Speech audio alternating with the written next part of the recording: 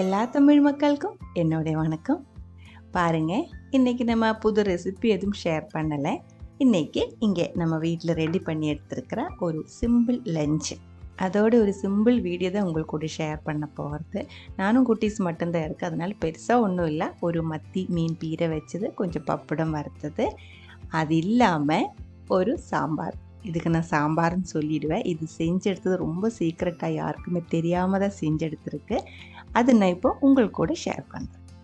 முதல்ல மத்தி மீன் பீரை ரெடி பண்ணுறதுக்காக சின்ன மத்தி தான் எடுத்துருக்கு. சின்ன மீனில் தான் இது செய்யணும். அதில் தேங்காய், வரமிளகாய், கொத்தமல்லி பவுடர், சின்ன வெங்காயம் நல்லா இடித்து, பச்சை மிளகாய், கொடப்புளி, தக்காளி, கருவேப்பிலை, தேவையான அளவுக்கு உப்பும் போட்டு நல்லா மணமாக இருக்கிற ஃப்ரெஷ்ஷாக இருக்கிற தேங்காய் எண்ணெய் ஊற்றி நல்லா மிக்ஸ் பண்ணி எடுத்ததுக்கு அப்புறம் தான் நம்ம இது லோ ஃப்ளேமில் வேக வைக்கிறது.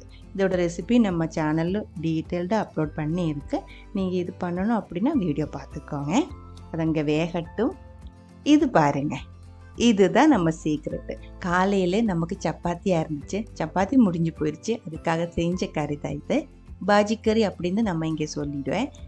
இது வந்துட்டு உருளைக்கிழங்கு, பெரிய வெங்காயம், பச்சை மிளகாய், மஞ்சத்தூள், உப்பு போட்டு நல்லா வேக வச்சு வெந்ததுக்கப்புறம் தேங்காய் எண்ணெய், கடுகு, கருவேப்பிலை, அவ்வளோ மட்டும்தான் தாளிச்சு எடுத்த கறி தான் இது. இவ்வளோ மிச்சம் இருக்குது. இது நீ இப்போ சாயந்தரம் யாரும் சாப்பிட மாட்டேன். இது கொட்டுறதுக்கு எனக்கு மனசு வரல, அதனால இது இப்போ நான் சாம்பாராக மாற்ற போகிறேன். ரொம்ப சிம்பிளாக, யாருக்குமே தெரியாமல், யாரோ பார்த்தா சாப்பிட மாட்டேன், அதனால ரொம்ப சீக்கிரட்டாக தான் செய்கிறேன். கொஞ்சம் தேங்காய் எண்ணெய் ஊற்றி கடுகும் போட்டு தாளிச்சிக்கலாம். தேங்காய் எண்ணெயும் கடுகும் கம்மியாக தான் சேர்க்கிறேன். ஆல்ரெடி தாளித்த கறியாக இருக்கிறதுனால இதில் நம்ம கம்மியாக சேர்க்கிறேன். கடுகு வெடிச்சதுக்கப்புறம் கொஞ்சம் வெந்தயம் போட்டு, வரமிளகாயும் போட்டு, அதுக்கடையில் கரண்டும் போயிடுச்சு. ஒரு ஸ்பூன் ஃபுல்லாகவே கடலை மாவு. பருப்பு எதுவும் வேக வச்சு சேர்த்து இன்னும் இந்த கறி வந்து திக்காகி போயிடும். அந்த உருளைக்கிழங்கு வந்து நல்லா வெந்து மேஷாக இருக்கிற கறி தான் இது, அதனால பருப்பு நான் வேக வச்சு சேர்க்கலை. பருப்போடு அந்த மணம் டேஸ்ட்டுக்காக ஒரு டீஸ்பூன் ஃபுல்லாகவே கடலை மாவு சேர்த்து அந்த எண்ணெயில் ஒரு டைம் ஃப்ரை பண்ணி, ஒரு தக்காளி, கொஞ்சம் பச்சை மிளகாய், கத்திரிக்காய் எங்கிட்ட இருந்துச்சு, வெண்டைக்காய் இருந்தால் அதுவும் நான் போட்டிருப்பேன், வெண்டைக்காய் தீர்ந்து போச்சு. ஸோ ஒரு கத்திரிக்காயும் இதே மாதிரி கட் பண்ணி சேர்த்து ஒரு டைம் வதக்கி, அதுக்குள்ளே நம்ம இப்போ கருவேப்பிலை முதல்ல நம்ம கடுகு கூட சேர்க்க வேண்டியது, அது மறந்துட்டேன், அது இப்போ தான் சேர்த்தேன். அதுவும் சேர்த்து ஒரு டைம் வதக்கினதுக்கப்புறம் தண்ணி ஊற்றியிருக்கு. கூடவே கொஞ்சம் மஞ்சத்தூள், உப்பு, அந்த கறிக்கு உப்பு மஞ்சத்தூளில் இருக்குது, அது பார்த்துட்டு கம்மியாக தான் இதில் சேர்த்துருக்கு. நல்லா கலக்கி விட்டது கொதிக்க விட்டுருக்கு. அதுக்கடையில் இந்த ஸ்டவ்வில் இருக்கிற மீன் வந்து பாதி முக்கால்வாசி வெந்திருக்கு. இந்த தேங்காய்க்குள்ளே இருந்த அந்த தேங்காய் இடிச்சு எடுக்கும்போது ஊற்றிருக்கிற தண்ணி தான். எக்ஸ்ட்ரா இதுக்குள்ளே தண்ணி நம்ம ஊற்றலை. அடி பிடிக்காமல் மெதுவாக ரொம்ப சாஃப்டாக மிக்ஸ் பண்ணி சீக்கிரம் வெந்துடும். அதனால தான் நம்ம சின்ன மீன் சேர்க்கிறது. பெரிய மீன்லாம் சேர்த்து இந்த மாதிரி செஞ்சிருச்சுன்னு இது வேகாது. நல்லா வெந்து தண்ணியெல்லாம் வற்றினதுக்கப்புறம் நல்லா ஃப்ரெஷ்ஷாக இருக்கிற கொஞ்சம் கருவேப்பிலை, தேங்காய் எண்ணெய் அது ஊற்றி மெதுவாக ஒரு டைம் மிக்ஸ் பண்ணதுக்கப்புறம் ஸ்டவ் நான் இப்போ ஆஃப் பண்ணுறேன். மத்தி மீன் பீரை வந்து ரெடியாக இருக்குது.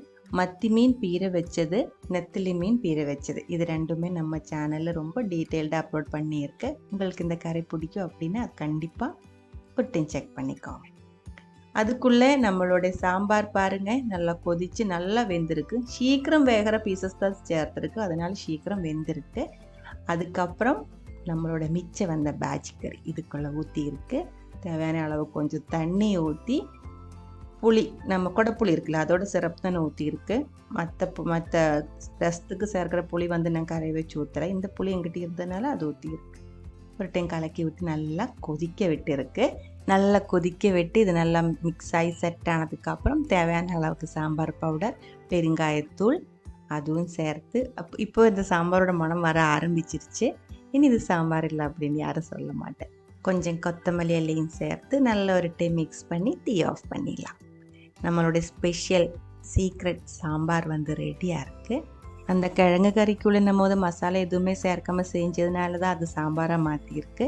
சில டைம் வந்து மசாலா எல்லாம் போட்டு குருமா தான் செஞ்சுருக்கு அப்படின்னா கொஞ்சம் மிச்சம் வந்து அதுக்குள்ளே 1 இல்லை 2 முட்டை சேர்த்து மிக்சியில் ஒரு டைம் பிளெண்ட் பண்ணி, ப்ரெட் இருக்குல்ல, ப்ரெட் அதுக்குள்ளே டிப் பண்ணி நெய்யில் தவையில் நல்லா வறுத்து நம்ம ஈவினிங் ஸ்நாக்ஸாக சூடோடையே சாப்பிட்டுக்கலாம். வீட்டில் குட்டீஸ்க்கெல்லாம் அது ரொம்ப பிடிக்கிற ஒரு ஸ்நாக்ஸாக இருக்குது. ஃபுட்டு நம்ம மேக்ஸிமம் வேஸ்ட் பண்ணக்கூடாது. அதனால தான் நான் இந்த மாதிரி புது புது டிஷ்ஷஸை மாற்றிட்டு இருக்கேன்.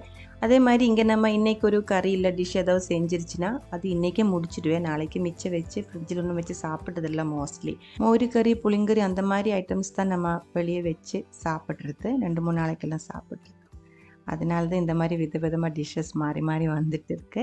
ஸோ இந்த ஒரு வீடியோ உங்களுக்கு பிடிச்சிருக்குன்னு நினைக்கிறேன். அடுத்த ஒரு வீடியோவில் நம்ம உடனே பார்க்கலாம். அது வரைக்கும் வணக்கம்.